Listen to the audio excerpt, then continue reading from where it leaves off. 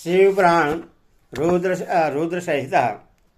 सज्जनों, आज आपको शिवपुराण में ब्रह्मा जी का रुद्रदेव से सती के साथ विवाह करने का अनुरोध, श्री विष्णु के द्वारा अनुमोदन और रुद्र की इसके लिए स्वीकृति, ये आज आपको कथा सुनाऊंगा। सज्जनों, आपसे निवेदन है कि आप इस चैनल को लाइक एंड सब्सक्राइब जरूर करें। भगवान शिव आपका कल्याण करें। कथा सुनिए।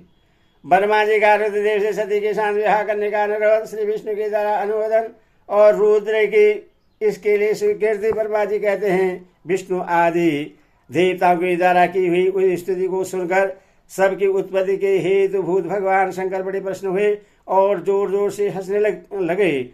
मुझ ब्रह्मा और विष्णु को अपनी अपनी पत्नी के साथ आया हुआ देख महादेव जी ने हम लोगों से यथोचित वार्तालाप किया और हमारे आगमन का कारण पूछा।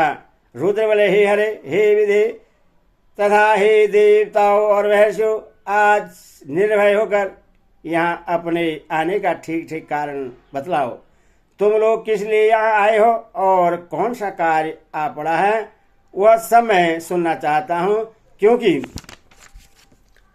तुम्हारे द्वारा की गई स्तुति से मेरा मन बहुत प्रसन्न है। मुने महादेव जी के इस प्रकार पूछने पर भगवान विष्णु की आज्ञा से मैंने वार्तालाप आरंभ किया।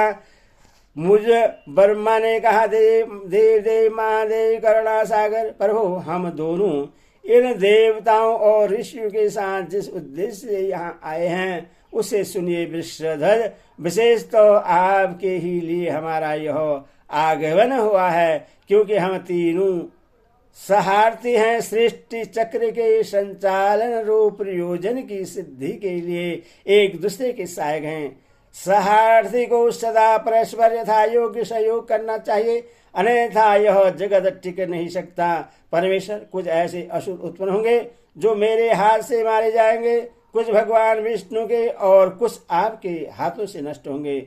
महाप्रभु, कुछ असुर ऐसे होंगे जो आपके वीर से उत्पन्न हुए पुत्र के हाथ से ही मारे जा सकेंगे। प्रभु, कभी कोई बिरले ही असुर ऐसे होंगे जो माया के हाथों द्वारा वध को प्राप्त होंगे। आप भगवान शंकर की कृपा से ही देवताओं को सदा उत्तम सुख प्राप्त होगा।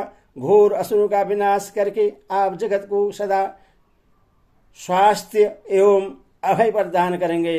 अथवा यह भी संभव है कि आपके हाथ से कोई भी असुर न मारे जाएं, क्योंकि आप सदा योग युक्त रहते हुए राग द्वेष से रहित हैं तथा एकमात्र दया करने में ही लगे रहते हैं। यदि वे असुर भी आराधित हों, आपकी दया से अनुगृहित होते रहें, तो सृष्टि और पालन का कार्य कैसे चल सकता है। अतः वृषध्वज, आपको प्रतिदिन सृष्टि आदि के उपयुक्त कार्य करने के लिए उद्यत रहना चाहिए। यदि सृष्टि पालन और सहार रूप कर्म न करने हो, तब तो हमने माया से जो भिन्न भिन्न शरीर धारण किए हैं उनकी कोई उपयोगिता अथवा औचित्य ही नहीं है। वास्तव में हम तीनों एक ही हैं, कार्य के भेद से भिन्न भिन्न देह धारण करके स्थित हैं। यदि कार्य भेद न सिद्ध हो, तब तो हमारे रूप भेद का कोई प्रयोजन ही नहीं है। देव एक ही परमात्मा महेश्वर तीन स्वरूपों में अभिव्यक्त हुए हैं। इस रूप भेद में उनकी अपनी माया ही कारण है। वास्तव में प्रभु स्वतंत्र हैं। वे लीला के उद्देश्य से ही ये सृष्टि आदि कार्य करते हैं। भगवान श्री हरि उनके बाएं अंग से प्रकट हुए हैं। मैं ब्रह्मा उनके दाएं अंग से प्रकट हुआ हूँ और आप रुद्रदेव उन सदाशिव के हृदय से आविर्भूत हुए हैं। अथवा आप ही शिव के पूर्ण रूप हैं। प्रभु, इस प्रकार अभिन्न रूप होते हुए भी हम तीन रूपों में प्रकट हैं। सनातन देव, हम तीनों उन्हीं भगवान सदाशिव और शिवा के ही पुत्र हैं। इस यथार्थ तत्व का आप हृदय से अनुभव कीजिए। प्रभु, मैं और विष्णु आपके आदेश से प्रसन्नता पूर्वक लोक की सृष्टि और पालन के कार्य कर रहे हैं तथा कार्य कारणवश सपति भी हो गए हैं।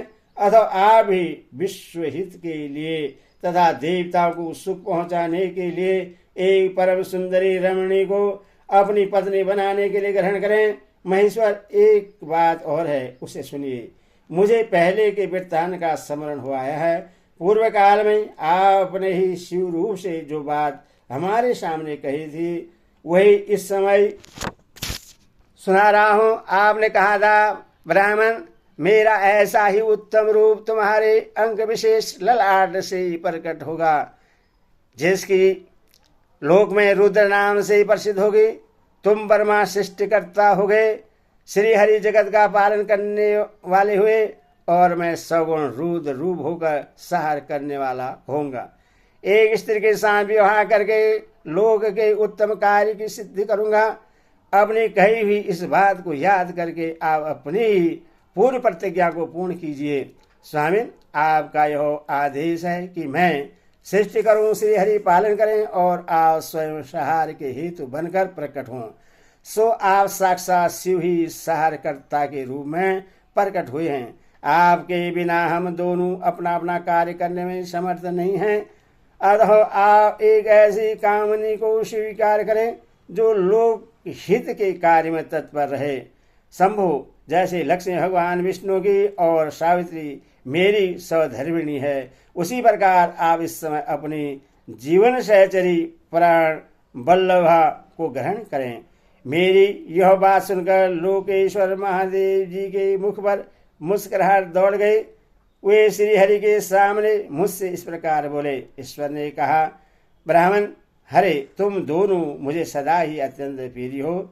तुम दोनों को देखकर मुझे बड़ा आनंद मिलता है। तुम लोग समस्त देवताओं में श्रेष्ठ तथा त्रिलोकी के स्वामी हो।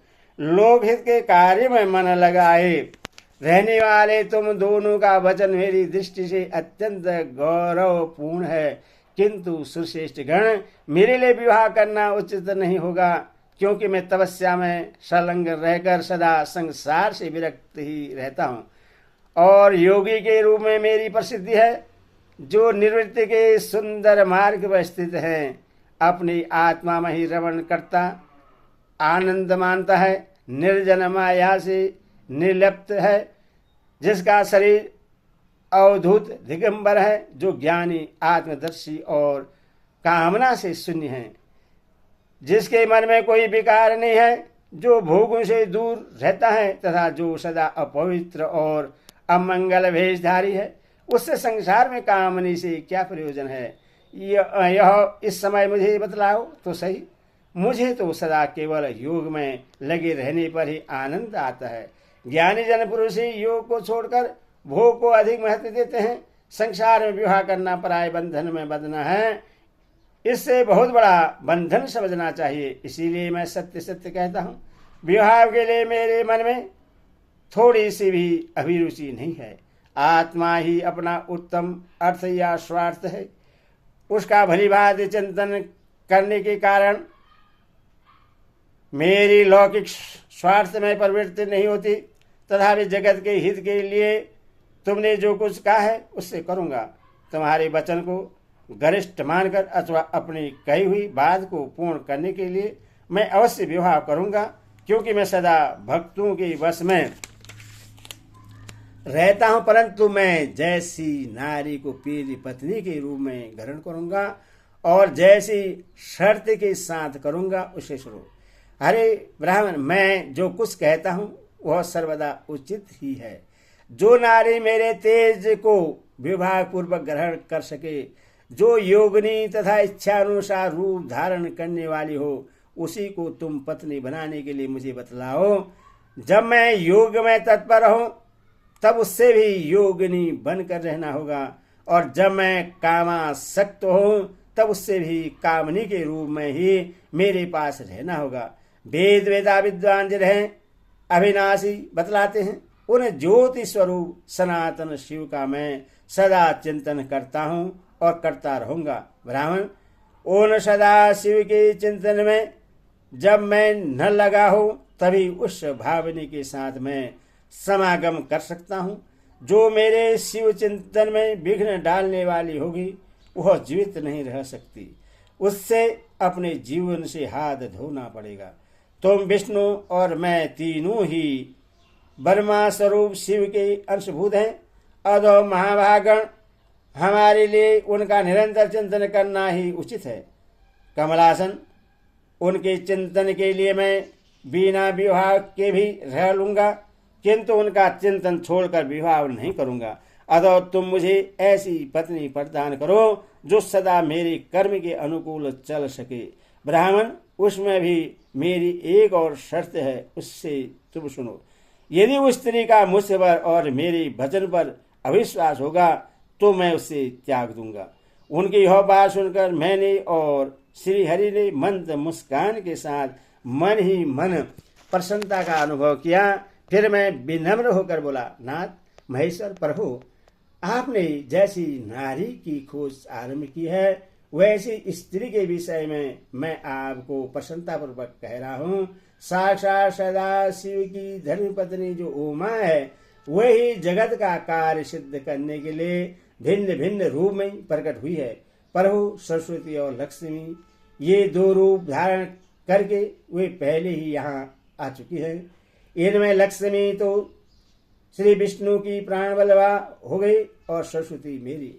अब हमारे लिए वे तीसरा रूप धारण करके प्रकट हुई है। प्रभु, लोक हित का कार्य करने की इच्छा वाली देवी शिवा दक्ष पुत्री के रूप में अवतीर्ण हुई है।